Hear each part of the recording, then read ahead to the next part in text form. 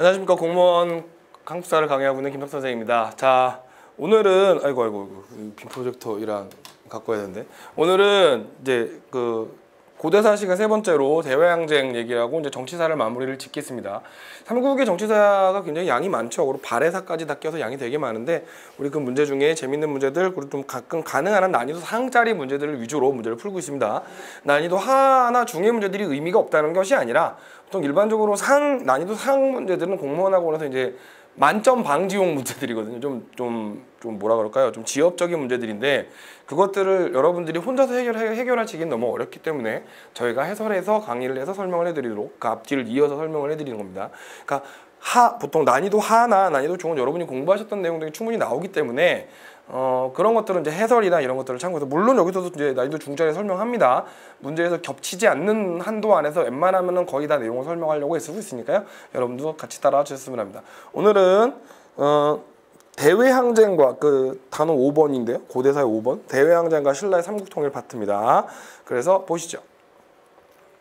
자, 다음은 삼국의 발전 과정에서 나타난 외교 관계를 서술한 겁니다. 시대순으로 바르게 나열한 것을 찾아봐라, 이렇게 나왔는데, 기본적으로 신라는 고구려를 통해서 전진과 통교하였다. 보통 신라와 고구려가 이어지는 이 시기, 고구려를 통해서 전진과 통교했다. 신라 고구려가 이어지는 시기는 딱 신라 입장에서는 신라 내무랑 때 광개토대왕하고 이어지죠. 그러니까 신라 내무랑 때니까 전진과 통교할 때는 481년 정도 됩니다. 그러니까 그 다음에 고구려의 남하에 대응해서, 고구려가 남하에서 나제 동맹이 결성되는 건 고구려 장수왕 때죠. 고구려 장수왕 때. 아, 이거 연도 틀렸다. 481년이 아니라 381년입니다. 381년.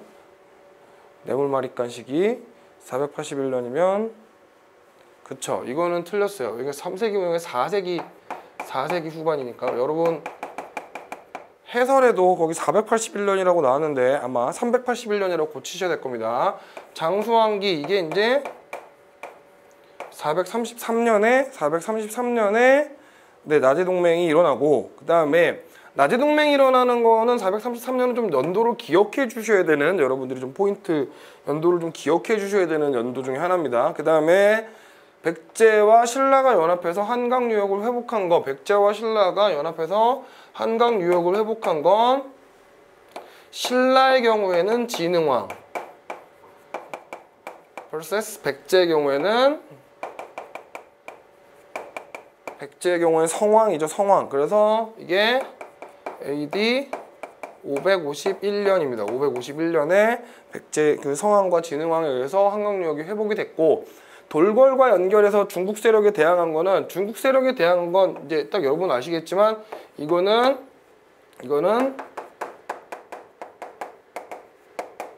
수나라하고 당나라가 침입할 때입니다. 수나라하고 당나라가 고구려의 접경으로 계속 침범해가지고 고구려가 거의 죽어나가고 있는 그 타이밍인데요.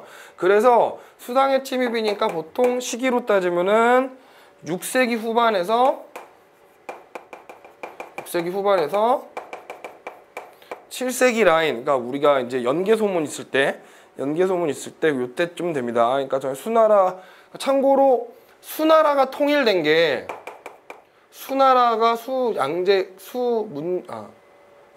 수문제에서 통일된 게 587년 정도 되니까요.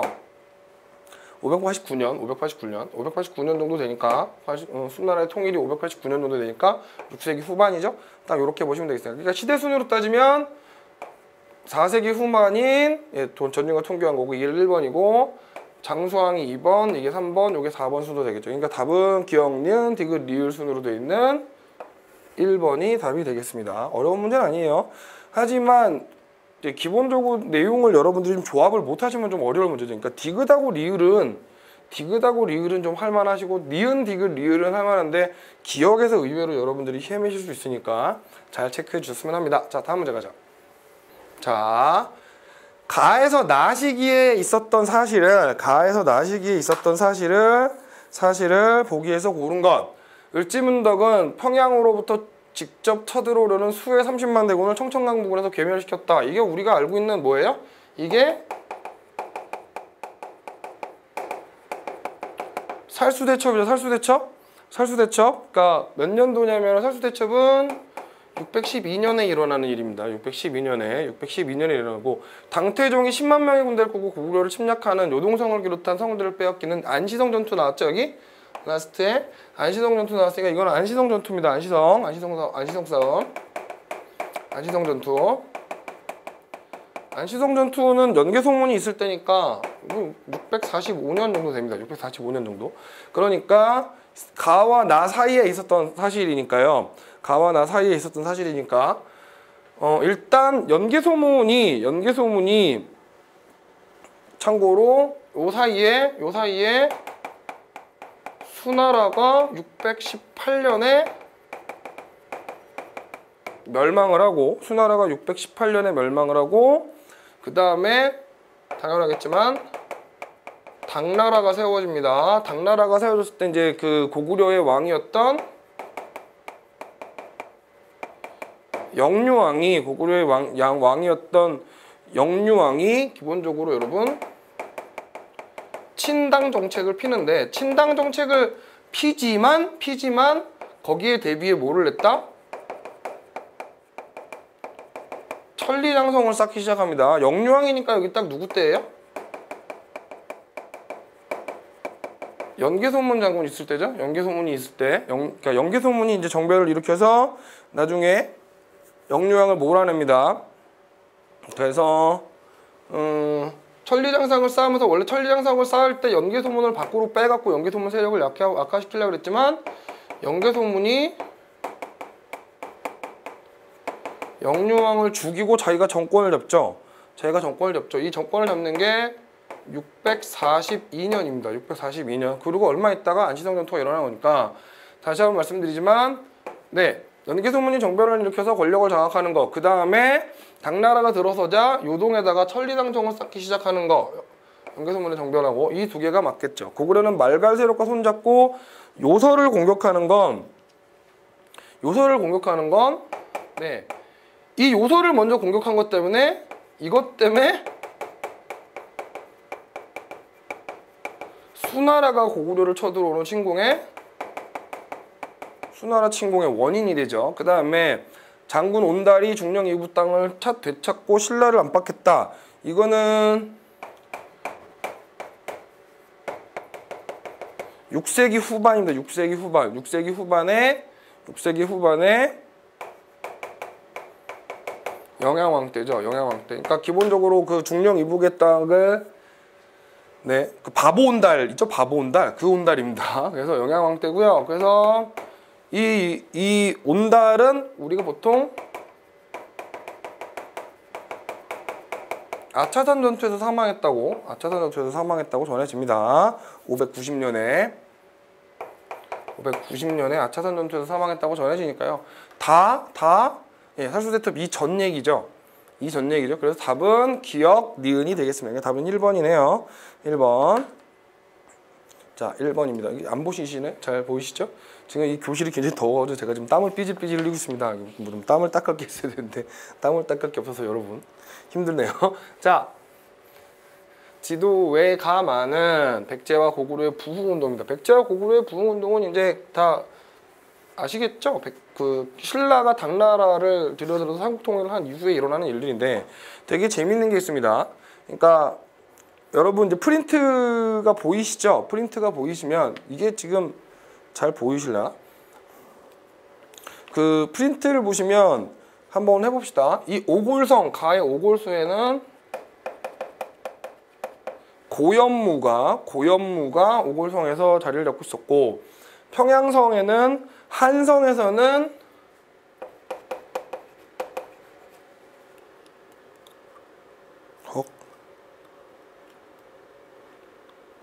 네, 아이고. 한성에서는 건모잠이 자리를 잡고 있었고요. 그 다음에 임존성에서는 백제 부흥운동을 하고 있었던 흑지하고 흑치상지가 흑지상지가 있었고, 그 다음에 주류성에는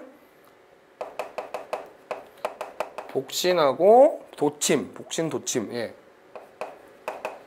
도침이 있었고, 금마저에는 안승이 있었습니다. 안승. 그러니까 지금 여기서 제가 글씨 잘 보이시죠? 예, 오늘 오랜만에 잘 보이네요.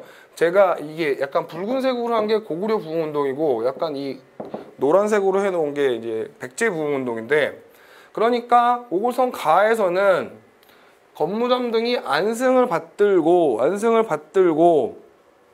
다시 말씀드리지만 고연문은 안승을 받들지 않았습니다. 받들지 않았고요. 그 다음에 그러니까 안승을 받들어서 신라의 도움을 받아 부흥운동을 전개한 거는 금마저의 마입니다. 마. 여기서는 해당 사항이 안 되는 거고요. 그 다음에 심지어 건모잠이니까 건모잠이면 나가 돼야죠. 근데 가가 됐으니까 틀렸고요. 그 다음에 고연무 등이 고구려 유민과 연합해서 고구려 유민과 연합해서 정한국을 세웠다. 뭐가 틀렸냐면요. 일단은 고연무는 가고요. 그 다음에 정한국을 세우는 건 여러분, 정한국을 세우는 건 나중에 발해 유민들이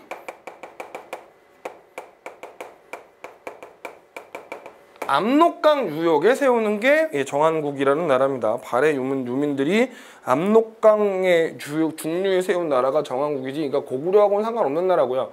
그 다음에 다 복신, 도침 등이 왕자 풍을 추대해서 군사를 임존성의 다는 복신, 도침이 아니라 흑지상지죠. 흑지상지.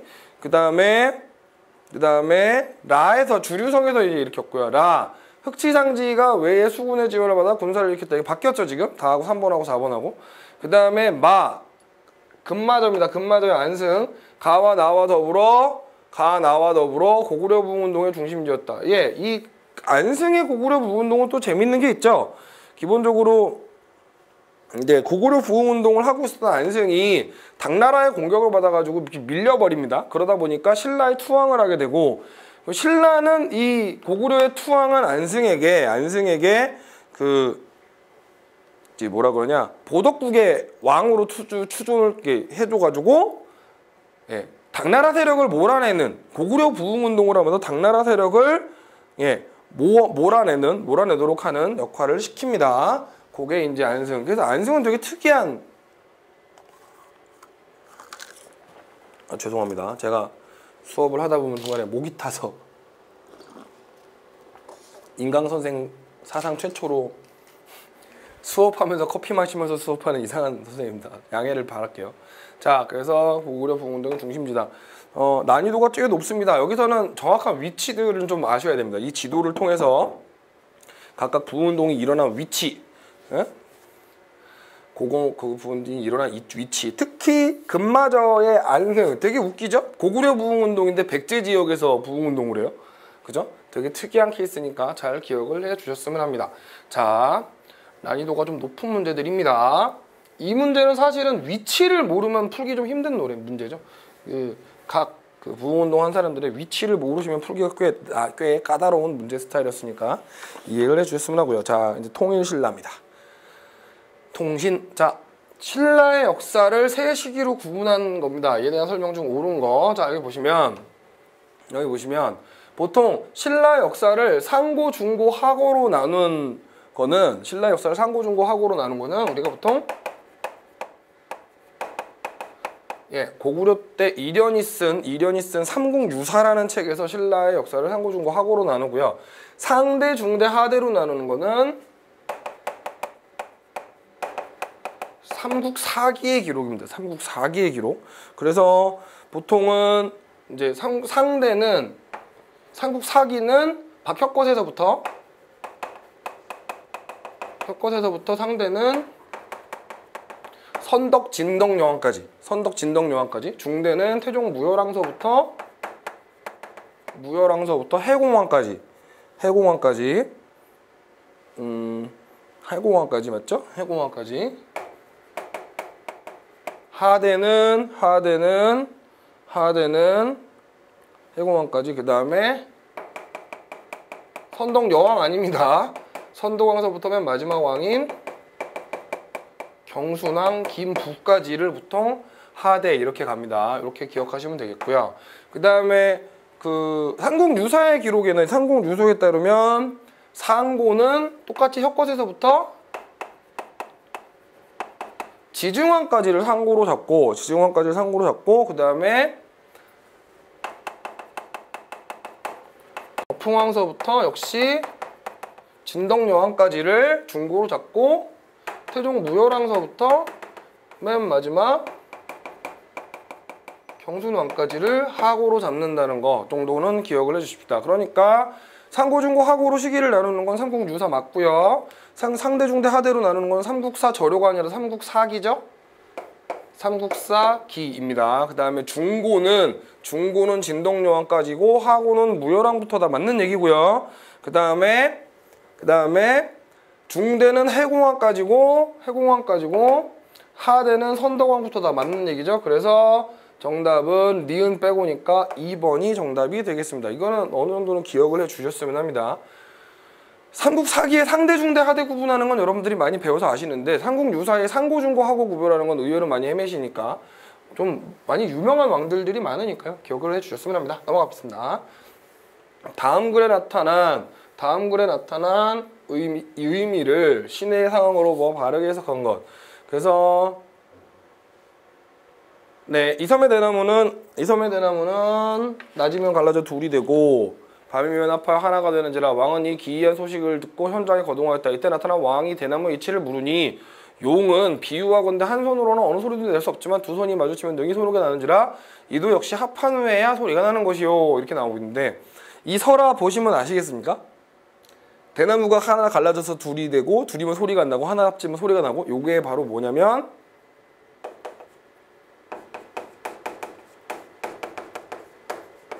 만파식적 얘기하는 겁니다. 만파식적 얘기하는 겁니다. 만파식적을 얘기하는 거고 만파식적은 신문왕 때 만들어지죠. 어떤 설화에 따르면 성덕대왕 신종의 그 근방에 뭐 만파식적이 있다 이런 얘기도 있는데 말 그대로 설화에 따르면이고요. 신문왕 때니까 삼국통일 전쟁 준비를 한 건 아니죠. 신문왕은 이미 삼국통일을 문무왕 때 삼국통일이 완료될 때이니까 삼국통일이 전쟁 준비를 하는 건 아니고 신문왕 때는 여러분 아시다시피 의미니까요. 신문왕은 키워드가 이겁니다. 왕권 전제화. 그러니까 왕권이 굉장히 강력해지고 김무돌의 반란을 계기로 왕권을 굉장히 강력화, 그러니까 그 귀족 세력들을 숙청하는 왕권 전제하면서 노고 폐지해버리죠. 그 다음에 기억나는 것만 몇 개 얘기해봅시다. 김음돌은 참고로 신문왕의 장인이죠. 김음돌의 난을 처리하면서 귀족 세력들을 엄청나게 숙청해버렸고 그 다음에 또 뭐가 있을까요? 노국을 폐지했고 김음돌의 난 이후로 귀족 세력들을 숙청해버렸고 그 다음에 노국 폐지했고 김음돌의 난 귀족 세력 숙청했고 그 다음에 뭐 집사부의 권한 시중의 파워를 강화시켜서 귀족의 대빵인 상대동을 죽여버리는 이런 것들을 하죠. 그러니까 집사부 시중의 권한을 강화하는 과정에서 육두풍이 정치적 조언자로 귀족을 견제하는 역할을 합니다. 그 다음에 지방에서는 과도한 세금으로 농민들이 반란을 일으켰다. 진군들은 권력을 강화하고자 사병들을 양성했다. 오랜 평화기간으로 사치풍조가 마련했다. 이거는 전형적인 신라 하대에 일어나는 모습들입니다. 하대에 일어나는 모습들. 해공왕 이후에 하대에 일어나는 모습입니다. 그러니까 답은 2번이 되겠습니다. 제가 지난번 강의하고는 헤어스타일이 좀 바뀌었죠. 머리를 자르고 왔는데 사람들이 다 이상하대요. 나름 신경 써서 파마 말고 왔는데 말이죠. 다 이상하대요. 아, 망했다. 자, 불국사와 석굴암을 창건한 시기에 죄송합니다. 농담을 해보려고 했는데 딱히 농담이 생각이 안 났어요. 자, 불국사와 석굴암을 창건한 시기. 자, 이거는 좀 외워둡시다. 워낙 유명한 절이고 워낙 유명하니까. 이거는 신라 통일신라 때 신라 경덕왕 때 만들어지는 절이죠. 신라 경덕왕 때 누구 시켜서? 김대성을 시켜서 만드는 철, 불국사 석굴암입니다. 그러면 그거 하기 전에 경덕왕 때 일어나는 일들을 좀 기억을 해봅시다. 경덕왕 때 일어나는 일들. 경덕왕 때 무슨 일이 일어나냐면 경덕왕 때 가장 기본적으로 기억하시나요? 노급을 부활시키죠. 그래서 신라 경덕왕 다음에 임금이 바로 넥스트가 해공왕입니다. 신라가 망테크를 타기 시작하는 신라 하대가 시작되는 바로 그 임금이 경덕왕입니다. 워낙 경덕왕 때 이제 자연재해 같은 게 많이 일어나서 부처의 힘으로 자연재해를 좀 해볼까라고 한 게 이제 그 석굴암 불국사하고 석굴암 건설한 거였죠. 그 다음에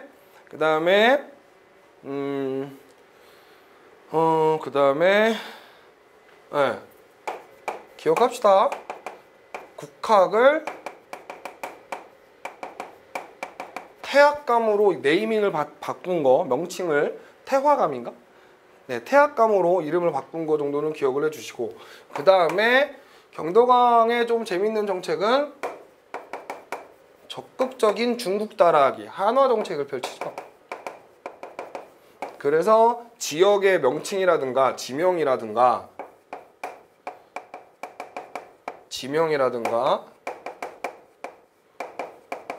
관직명이라든가 지명이라든가 관직명이라든가 이런 거를 중국식으로 바꿉니다. 중국식으로. 가장 대표적인 게 관직명 같은 경우에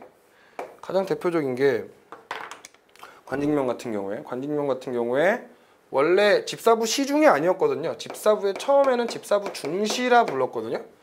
이거를 바꿔가지고 똑같은 건데 똑같은 일하는데 시중이라고 불렀던 것도 이런 것들이 이제 관직명을 갖고 한 한화입니다. 그러니까 여기 요게 답이 되겠죠. 3번이.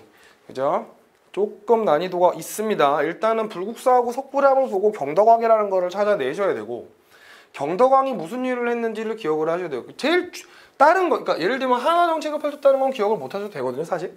그런데 그러니까 이제 이런 건 난이도 상짜리 문제니까요. 난이도 상짜리는 다시 한번 말씀드렸지만 여러분이 틀려도 어쩔 수 없는 문제입니다. 놓치지 마세요. 우리가 이제 기출문제를 풀어드리니까 당연히 기출문제는 어려운 문제들을 풀어드려야 여러분들에게 의미가 있으니까 우리가 상짜리 문제들만 골라서 풀고 있지만 사실 여러분들이 실제로 이런 스타일의 이런 문제들이 공무원 시험에 나오면 이런 문제를 맞출 수 있는 사람은 정말 국사에 올인했거나 역사 덕후거나 밖에 없어요. 정말로요. 이 강의하고 있는 선생님들도 이런 문제 나오면은 까딱하면은 놓치고 틀릴 확률이 꽤 있습니다. 그러니까 제가 하고 싶은 말은 이거예요. 여러분들이 이런 문제를 틀렸다고 해서 좌절할 필요가 없다고요. 실제로 이런 문제는 거의 다 틀리는 문제입니다. 자, 일단은 귀족 세력을 억제하기 위해 노급을 혁파한 거, 혁파 없애버린 거죠. 이거 누구 때? 노급을 없애버리신 건 신문왕 때고요. 통일을 자축하기 위해 임해전을 설치했다. 요거는 역시 신문왕 때 통일을 자축하기 위해 임해전 건설하는 거. 그러니까 임해전이라는 건 그 옆에 보시면 그 궁중 연회를 위해서 이렇게 숲을 만든 거예요. 숲을. 그러니까 이렇게 신문왕이 삼국을 통일하고 놀라고 안압지라고 인공호수를 만들었어요. 그거 아시죠? 이게 지금도 남아있죠. 그 터가 안압지를 만들었고 안압지가 674년인가? 674년에 건설이 됐는데 그 안압지를 만들고 그 옆에 임해전이라는 연회를 위한 숲을 만든 겁니다. 그래서 이게 이제 왕권의 상징이었고 그다음에 원산만과 한강 하류로 진출한 거 이거는 원산만과 한강 하류니까 요거는 6세기에 진흥왕 되겠죠? 독소삼풍과는 8세기, 그러니까 약 8세기 원성왕입니다. 정확한 연도는 788년입니다. 독소삼풍과 정도는 좀 중요한 연도니까 기억을 해주십시다. 그러니까 경덕왕 때면은 거의 노급부활하고 요게 한 700, 8세기 중반이거든요. 경덕왕 정도면 8세기 중반이니까 요거 8세기 후반이죠. 8세기 후반. 그러니까 기억을 해주시면 되겠습니다. 그러니까 비슷한 시점이 그나마 비슷한 건 독소상품가를 실시하는 때 비슷한 때인데 이거는 완전히 왕이 다르니까요. 그러니까 답은 3번이 된 거죠. 여러분 좀 촉이 좋으신 분들은 1번하고 2번은 아닐 거라고 생각을 하실 거고요. 왜냐면은 통일을 자축한다는 것 자체가 신라 하대가 시작되는 경덕왕이니까.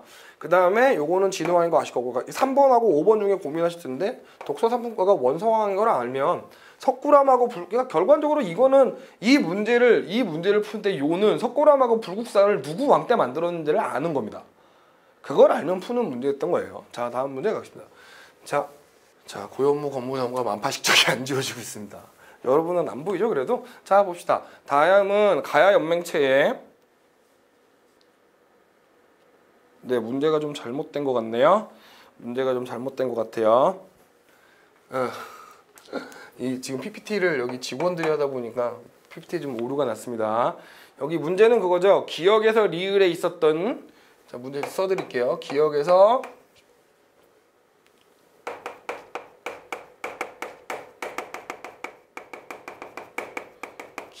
리을 시기에 있었던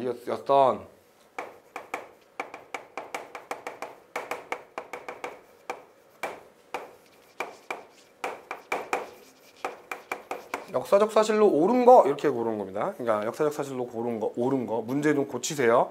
그러니까 고구려가 도읍을 평양으로 옮긴 건 누구 때입니까? 일단 표에 있는 것부터 한번 해볼까요? 백제가 웅진으로 천도한 게 언제? 네, 장수왕 때입니다. 장수왕 때. 장수왕이 네, 한성을 공격해갖고 계로왕을 죽이고 웅진으로 천도를 한 거죠. 그러니까 웅진천도는 472년에 일어나는 일이고 금강가야는 누구 때? 금강가야가 멸망한 건 버풍왕 때죠. 버풍왕 때. 그 다음에 살수대첩이 일어나는 건 언제냐? 아까 전에 연도를 기억했는데 살수대첩이 일어나는 건 612년이죠. 여기 바보다. 태종 무열왕이 즉위한 건 654년이고 그죠? 고구려의 멸망이 668년. 그러니까 고구려가 도읍을 평양으로 옮긴 건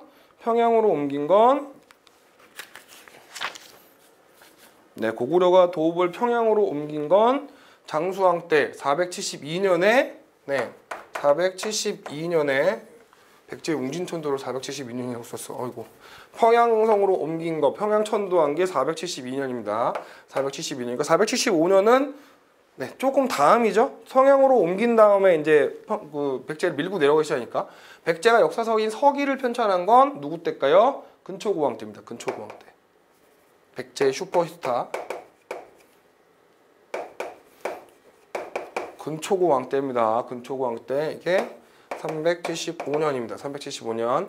황룡사 구충탑이 건설된 건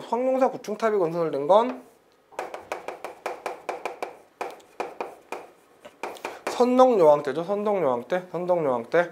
그래서 선덕여왕 때니까 이게 643년이거든요. 643년 황룡사 구충탑이 건설되는 게 643년이면 딱 어디요?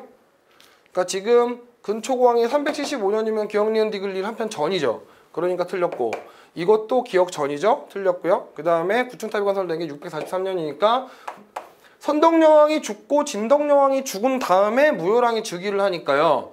딱 요 시대에 있는 사건 맞죠? 그리고 디귿 맞고 리을, 상대 등 비담의 반란. 여러분 이게 옛날이었으면 여러분이 되게 어려워할 문제지만 참고로 이게 2015년 문제니까 여러분 선덕여왕 드라마 아시죠? 비담, 김남길 나오는 그 비담이 반란을 일으키는 겁니다.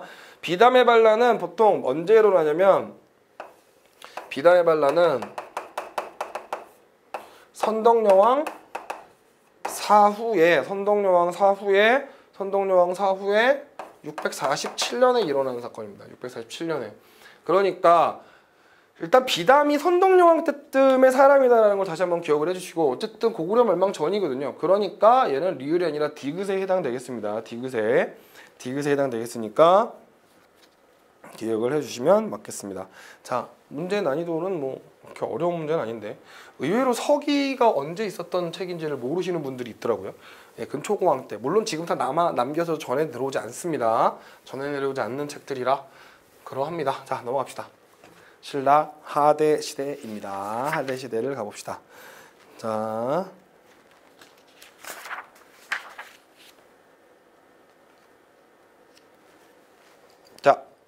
다음과 같은 사회적 상황이 일어난 시기에 역사적 사실로 가장 적절하지 않은 거.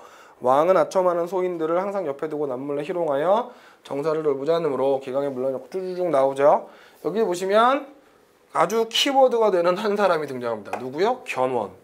견원이 따로 군대를 모았다. 그래서 뭐요? 이거는 신라 하대에 등장하는 호족에 대한 설명이죠. 호족에 대한 설명. 자, 호족에 대한 설명이죠. 호족에 대한 설명. 그러니까 적절하지 않은 겁니다. 적절하지 않은 거. 귀족과 호족의 대출 수요가 확대되면 농민들은 토지를 잃고 노비가 되거나 초적이 되더. 초적은 한마디로 도둑놈이죠. 도둑놈. 도둑이 된 겁니다. 이건 맞는 얘기고, 육두품 세력은 골품제를 비판하여 새로운 정치 이념으로, 여기서 요게 틀렸죠. 성리학을 제시했다. 성리학이 처음으로 등장한 건 고려 충렬왕 때, 고려 중기 이후입니다. 고려 하대라고, 고려 후기라고 해야 되나요? 고려 후기 충렬왕 때 안향이라는 사람이 성리학을 처음으로 들고 들어오죠. 그러니까 이거는 성리학이 아니라 그냥 뭐라고 하셔야 돼요? 성리학이 아니라 유교가 유학을 새로운 정치 이념으로 제시했다라고 하는 게 맞겠죠. 그러니까 답은 2번입니다. 이게 틀렸어요. 후삼국의 정립으로 신라의 지배받고는 왕경 부근에, 여기서 왕경이라는 건 이제 왕경이라는 거는 경주 부근입니다. 경주 부근에 경상도 일대로 축대됐다. 맞고요. 중앙정부의 지방에 대한 통제력이 약화되면서 지방에는 군사력과 경제력 갖춘 호족들이 성장한 것도 맞습니다. 네. 자, 답은 2번입니다. 어려운 문제는 아니었어요. 어려운 문제는 아니었어요. 다음 문제 봅시다. 자, 다음과 같은 문화재가 만들어졌던 시기에 있었던 사실로 가장 적절한 것입니다. 요런 탑이라고 하기도 좀 애매한데, 이거를 우리가 뭐라 그러냐면 부도라 합니다.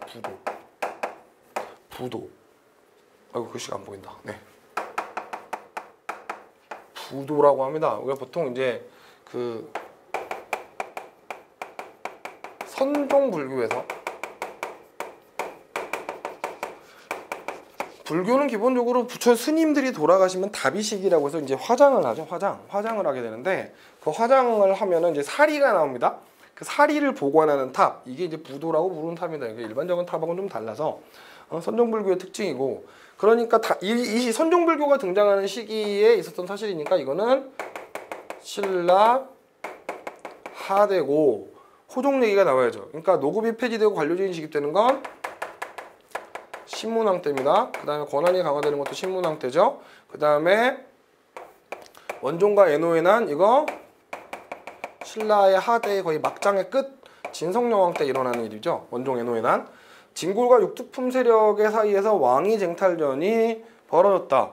여러분, 착각하시면 안 돼요. 왕위 쟁탈전에 누가 끼지 않습니다. 왕위 쟁탈전에 누가 못 껴요? 육두품 세력은 왕위 쟁탈전에 끼는 세력이 아니에요. 예. 왕위 쟁탈전이 일어난다면 어디까지나 누구들끼리? 진골 귀족끼리 일어났던 왕위 쟁탈전이죠. 그죠? 그래서 육두품 세력이 아주 예외적으로 왕위 쟁탈전에 한 번 나섰다가 하지도 못하고 암살당하는 게 장보고잖아요. 예. 정해진 만들었던. 자, 가장 적절한 겁니다. 답은 3번 되겠네요. 3번. 다음 문제입니다. 발해사네요.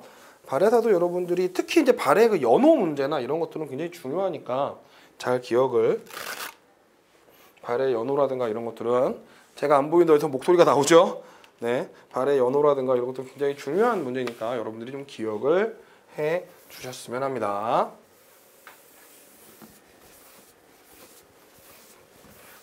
일단 이게 이제 문제풀이 수업이라 그 뭐라 그럴까요? 웃음기를 싹 빼고 제가 원래 강의할 때 이렇게 막 좀 재밌는 얘기 좀 하고 재밌게 웃음 지어가면서, 그리고 뭐 스토리를 얘기하면서 하는 걸 좋아하는데, 문제풀이가 할 때는 그런 걸 할 수가 없어요. 어쩔 수가 없이 문제를 막 풀어야 되기 때문에. 자, 하지만 그래서 대신에 빡하게 문제를 풉시다. 자, 문제입니다. 발해사입니다. 발해사. 2009년 국가직 구급 문제인데, 일본에 사신을 보내면서 스스로를 고려국 왕 대흠무라고 불렀던 발해 국왕 때 쓰던 통일신라의 상황으로 옳은 거. 난이도가 좀 있는 문제죠. 왜냐면 대흠무가 누군 줄 아셔야죠. 자, 일단 일본에 사신을 보낸 고려 국왕. 일본에 사신을 보낸 고려의 국왕. 고려 국왕이라고 했으니까 요거는 사실 누구예요? 발해 왕이죠. 누구 때일까요? 발해 문왕 때입니다. 발해 문왕 때. 발해 문왕 때고요. 그다음에 그러니까 발해 문왕이면 약 8세기 후반입니다. 8세기 후반이고 이때 있었던 통일신라의 상황이니까 이때 있었던 신라 왕들은 누구냐면 발해 문왕 때 있었던 신라 왕들은 경덕왕,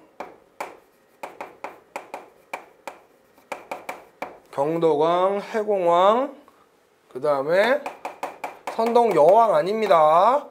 맨날 헤매는 사람들 있더라고요. 선덕왕 요 3대입니다. 아시다시피 신라 상황으로 오르는 거니까 해공왕 때 뭐가 일어나고 우리가 신라 하대의 시작이죠? 응? 아시죠? 신라 하대의 시작이고 96각간의 난 뭐 이런 것들이 일어나고 그 다음에 96각간의 난 이런 것들이 일어나면서 해공왕은 암살당하는 비운의 임금이죠. 그 다음에 경덕왕 누구야? 뭐야? 네, 노고비 부하라는 임금입니다. 노고비 부하라는 답은 1번이죠. 구주 오소경 체제의 지방행정 조직을 완비한 건 누구? 요건 신문왕 때 얘기고요. 의상이 부속사 창건한 거는 문무왕 때입니다. 문무왕 때 의석사 영주의 부속사. 지금 현재 남아있는 우리나라에 굉장히 오래된 건축물 중에는 부속사 무량수정 있죠. 부석이라는 말 자체가 돌이 떴다라는 의미로 부속사인데 실제로 가보시면 되게 고즈넉한 옛 사찰입니다. 장보고는 청해진을 설치하고 남해와 황해의 해상무역권을 장악했다. 요거는 청해진을 설치하는 시점이 828년이거든요. 828년? 그러니까 문왕 때 8세기 후반은 아니죠. 이건 9세기 초반이니까. 이 장보고가 청해진을 설치할 때는 발해의 왕은 누구냐면 발해는 선왕이 즉위하고 있을 때입니다. 선왕. 해동성국이라고 불리는 이 발해의 선왕이 즉위하고 있을 때입니다. 그러니까 기억을 해주셨으면 하고요. 그 다음에 이거는 그냥 우리처럼 책에도 남아있지만 여러분 다시 한번 상기를 해보자는 의미에서 발해의 왕이죠. 고왕, 우리가 흔히 알고 있는 대조영이요. 대조영.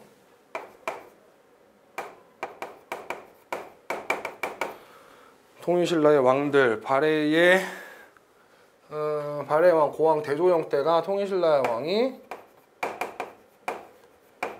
이 왕은 효소, 장 속에 있는 효소왕이고요. 약 한 7에서 8세기쯤이 일어나는 일이고 그 다음에 고왕 다음에 무왕이죠.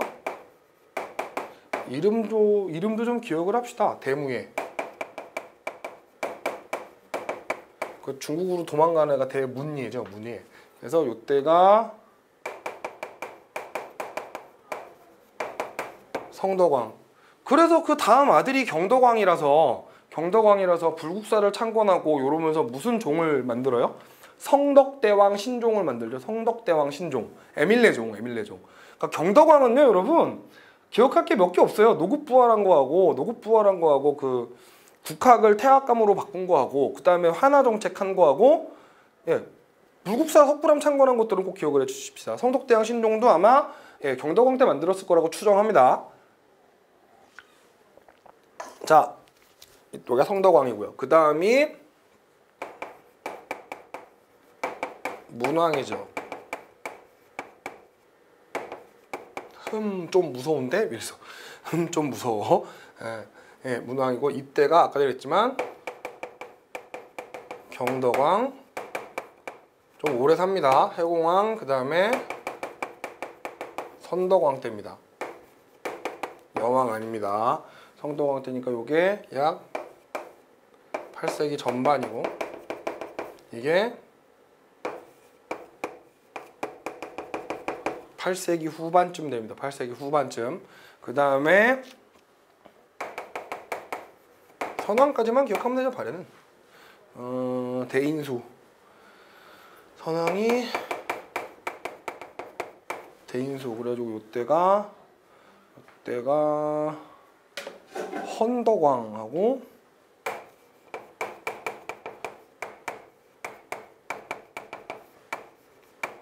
왕때입니다. 그래서 9세기 전반기입니다. 9세기 전반기.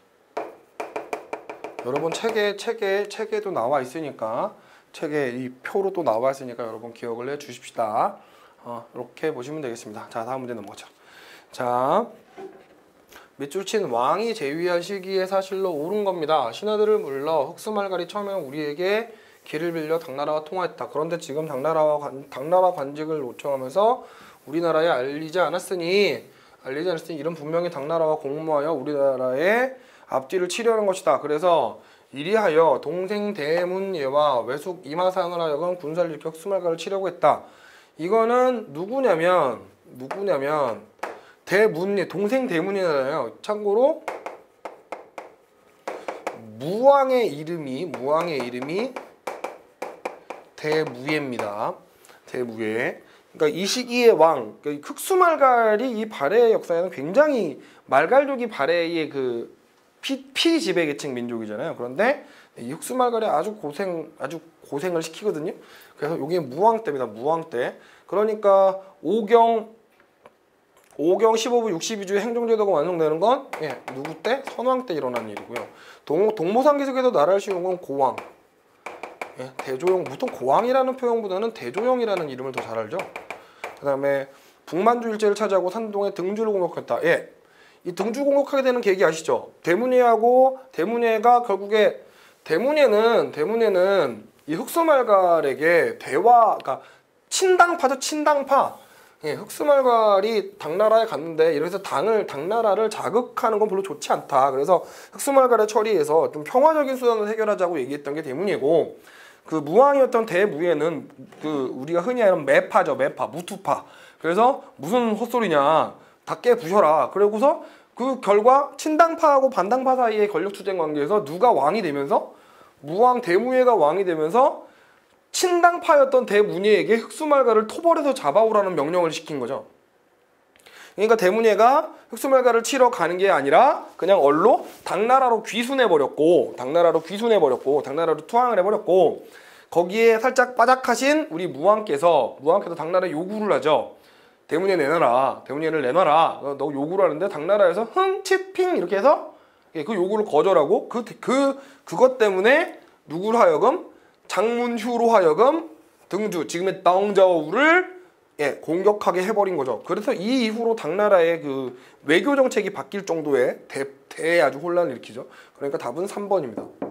수도를 중경에서 상경, 동경으로 옮겨 중흥을 했다. 보통 요거는 중경에서 상경, 동경으로 옮겨, 이건 문왕 때 일어난 일입니다. 무왕의 아들이죠. 좀 무서운데 이런 이 사람 대훈무 이렇게 아시면 되겠습니다. 자, 가나의 국왕 제위기에 있었던 사실로 옳은 것만을 보기 위해서 고른 것은 대조영의 뒤를 이어주기 했다. 무왕이네요. 그죠? 그 다음에 말갈족을 복속시켰고 중국에서 뭐라 불렸다? 해동성국이라 불렸다. 선왕이죠. 그죠? 그러면 수도를 중경에서 상경으로 옮긴 건 누구 때? 중경에서 상경으로 옮긴 건 문왕 때입니다. 문왕 때. 그러니까 이 발해는 수도를 되게 많이 옮겨요. 선왕 때까지. 그러니까 대조영 때, 고왕이었던 대조영 때 동모산에서 처음 나라를 만들었다가 무왕 때 동모산에서 중경으로 수도를 옮깁니다. 그리고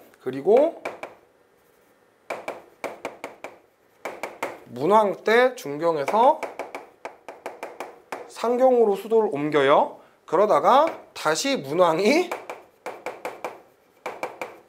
다시 동경으로 수도를 또 옮깁니다. 그러니까 문왕이 수도를 2번 옮기죠. 그리고 나중에 그 선왕 때 또 가고, 예, 요렇게 요 정도까지만 수도 옮기는 히스토리는 기억을 해주셨으면 합니다. 다음에 가에서 장문유가 수군을 이끌고 당의 산둥지방이 아니죠. 당의 어디예요? 산둥지방 맞죠? 산둥반도니까요. 그 덩저우가 산둥반도니까 산둥지방 공격한 거 맞습니다. 그 다음에 건흥을 연호로 해서 네 지방행정 조직을 정비했다. 요거는 맞는 말. 선왕 때 얘기 맞습니다. 아이고야. 선왕. 우리 연호를 한번 정리해 볼까요? 연호를 정리해 볼까요? 보통 연호는 고왕이었던 대조영은 연호를 쓰지 않았고요. 무왕 때 인안이라는 연호를 썼고, 그 다음에 문왕 때 대흥이라는 연호를 썼고, 그 다음에 선왕 때 건흥이라는 연호를 썼습니다. 요렇게 기억을. 그래서 나중에 이 연호만 보고도 어느 왕인지를 파악을 할 수 있을 정도가 되셔야 요런 난이도 상짜리 문제들은 틀리지를 않으세요. 그러니까 잘 기억을 합시다. 난이도 상짜리 문제들은 예, 이런 버라이어티한 것은 나오기 때문에 맞는 말이죠. 그리고 당시의 국왕을 대왕이라고 표현한 정해공주의 묘비가 만들었다. 정해공주는 발의 문왕이 딸바본데요. 문왕의 차녀죠. 문왕의 둘째 딸입니다. 둘째 딸. 그래가지고 그리고 이게 누구고요? 정해공주가 있고요. 그 다음에 문왕의 넷째 딸 정효공주가 있습니다. 이 문왕의 둘째 딸이었던 정해공주하고 문왕의 넷째 딸이었던 정효공주는 둘 다 시집을 갔는데 남편을 일찍 사별합니다. 일찍 사별하면서 다시 문왕이 다시 돌아오죠. 그래가지고 이 두 딸이 심지어 문왕보다 먼저 죽어요. 먼저 죽어서 이 문왕이 이 딸들의 죽음을 슬퍼해서 묘를 되게 크게 만들었어요. 그 묘를 크게 만들고 그 묘의 비석에다가 묘비에다가 대흥보력 효감 금륜 성법대왕 이렇게 표현하는 겁니다. 거기서 대흥이라는 말이 딱 나오죠. 대흥. 네, 그래서 문왕 때 만들어진 묘인 거를 정해공주 묘소인 거를 그래서 확인을 한답니다. 정해공주 묘비에 있어요. 그건 이제 나중에 해설을 한번 보시면 나오겠습니다. 그러니까 답은 니은하고 디귿이겠네요. 답은 3번이겠습니다. 네, 이것도 난이도가 꽤 있는 문제예요. 특히나 디귿을 골라내는 거 연호를 모르시면 못 골라냅니다. 이 제시문은 보고서는 쉽게 골라내지만 수도 옮기는 거 의외로 많이 헤매고요. 산둥지방하고 맨날 우리가 이제 공격을 해 등주 공격한다, 등주를 공격한다 이런 표현들은 되게 많이 들어서 등주는 되게 익숙하신데 산둥지방 그럼 몰라.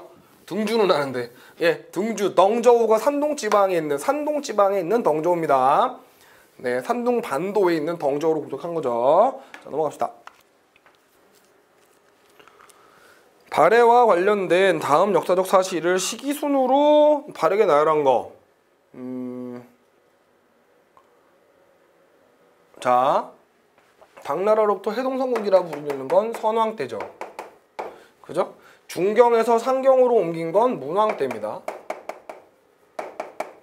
자, 중상동이니까요. 그 다음에 신라를 견제하기 위해서 일본의 사신을 파견해서 처음 통교한 건 누구? 무왕 때입니다. 무왕 때.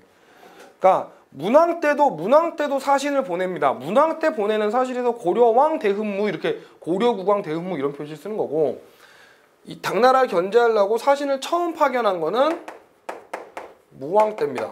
야유라복이 거란족인 거죠. 이 야율이라는 성 자체가 거란의 왕족이거든요. 거란족한테 호란성에 포위돼서 이거는 거의 고려 멸망할 때입니다. 그러니까 발해 멸망 때, 그러니까 926년에 발해가 망하는데 발해 멸망 때 타임. 그러니까 리을, 디귿, 기역, 니은 순이겠네요. 리을, 디귿, 기역, 니은 3번 되겠습니다. 3번 되겠어요? 어렵지 않죠? 자, 다음 문제 가봅시다. 발해의 대외관계에 대한 설명으로 옳지 않은 거. 발해 대외관계에 대한 설명으로 옳지 않은 겁니다. 대외관계에 대한 설명으로 옳지 않은 거. 이 문제는 쉬워요. 옳지 않은 거. 당과 신라를 견제하기 위해서 돌궐과 외교 관계를 맺기도 했다. 맞죠? 맺죠. 특히 무왕 때 외교 관계를 맺기도 했고요. 그 다음에 이거 이제 언제? 일본과는 서경암록부가 아니라 자, 발해가 오래 있으면 서경은 이쯤입니다. 이쯤. 서경은 이쯤이에요. 발해 서경은. 그러니까 여기. 네. 여기가 상경이고요. 동경이죠. 동경을 통해서 일본 땅으로 넘어가서 요렇게 내려가는 거니까 서경암록부를 통해서가 아니라 나중에 수도로 되죠. 동경 용원부를 통해서 여러 나라의 사실 동경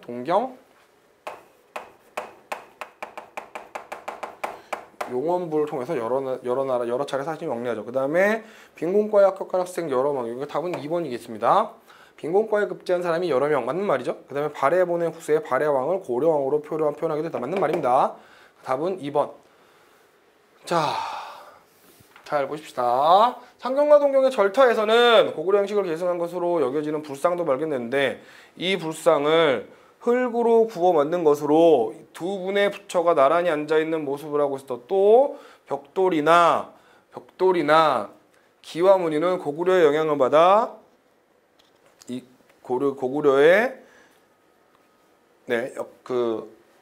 영향을 받아 소박하고 힘찬 모습을 띠고 있다. 자, 상경과 동경의 절태니까 일단은 고구려 양식 계승했다니까 요거는 발해를 얘기하는 역사책이 맞죠. 그런데 이제 여러분들이 많이 생각을 잘못하시는 게 발해의 역사는 무조건 발해고일 거라고 생각을 하시는 분들이 있어요. 이것도 난이도 상짜리인데 발해 역사는 발해고일 거라고 생각을 하시는 분들이 있는데 요 유득공의 그러니까 관련된 사서니까 일단 유득공의 발해고는 거의 발해만 다룬 역사책이니까 당연히 맞죠. 그 다음에 동사강목도 안정복의 동사강목도 기본적으로 나라의 흐름을 동사강목은 정통적인 측면에서 단군조선, 기자조선, 그 다음에 삼국, 그 다음에 신라,